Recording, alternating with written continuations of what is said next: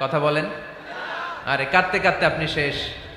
এত সুন্দর অজু বানাবেন, এত সুন্দর আতর মেখে জায়নামাজ বিছিয়ে পাঞ্জাবিটা পরে আপনি নামাজে দাঁড়াবেন, রুকুতে কি সুন্দর রুকু করবেন, লম্বা সময় সেজদা করে চোখের পানি দিয়ে তো সেদিন আপনার জায়নামাজ আপনি ভিজিয়ে দিবেন, ঠিক কিনা?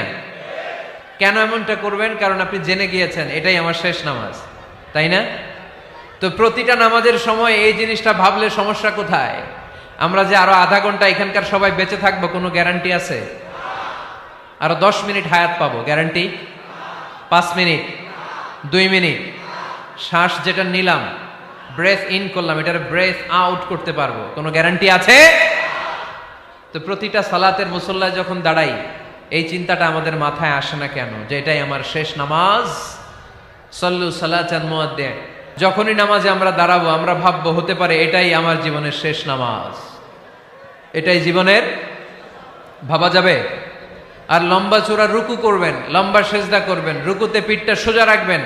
আল্লাহর হাবিব সাল্লাল্লাহু আলাইহি ওয়াসাল্লাম যখন রুকু করতেন পিঠটা থাকতো স্ট্রেট ফরওয়ার্ড, বাঁকাও না উঁচুও না, ওয়াকানা বাইনা যালিক। সাহাবারা বলতেন আল্লাহর হাবিব সাল্লাল্লাহু আলাইহি ওয়াসাল্লামের রুকুর পিঠের উপরে পানি ভর্তি কোনো গ্লাস রেখে দিলে গ্লাসটাও কাঁপবে না, পানিটাও পড়বে না। তার মানে বাঁকা ছিল পিঠ, তাই না? কি ছিল? সোজা।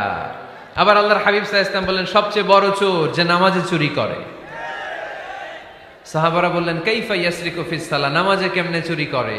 আল্লাহর হাবিব সাল্লাল্লাহু আলাইহি ওয়াসাল্লাম বললেন ইয়াসরিকু ফি রুকুইহি ওয়া সুজুদিহি, রুকু সেজদায় চুরি করে।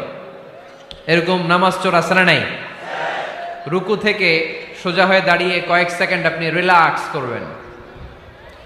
প্রথম সেজদা দিয়ে আপনি সোজা হয়ে বসে কয়েক সেকেন্ড রিল্যাক্স করবেন। কি করবেন? রিল্যাক্স। আওয়াজ করে পড়েন সবাই, রিল্যাক্স। নামাজে তাড়াহুড়ো নাই, সালাত হচ্ছে মেডিটেশন, রিল্যাক্স।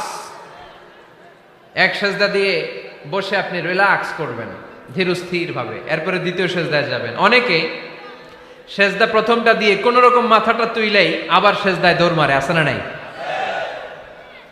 রুকু থেকে স্ট্রেট ফরওয়ার্ড দাঁড়ানোর কথা, দাঁড়িয়ে 1-2 সেকেন্ড রিল্যাক্স করার কথা, ওইটা না করে রুকু থেকে কোন রকম মাথা তুলেই আবার সেজদায় দৌড় মারে, এরকম ডাকাত আছে না নাই? এরাই সালাত চোর। আমরা যেন নামাজ চোরের খাতায় নিজেদের নাম না তুলি, আমরা যেন বেশি বেশি আল্লাহর সেজদা দেই। আল্লাহর হাবিব সাল্লাল্লাহু আলাইহি ওয়াসাল্লাম সব সময় লম্বা লম্বা সেজদায় পড়ে থাকতেন। আল্লাহর নবীর সাহাবারা সব সময় লম্বা লম্বা সেজদায় পড়ে থাকতেন। আল্লাহ বলেন তারাহুম রুকআন সুজদা। আপনি দেখবেন আল্লাহর নবীর সাহাবারা আবু বকর, ওমর, উসমান, আলী রাদিয়াল্লাহু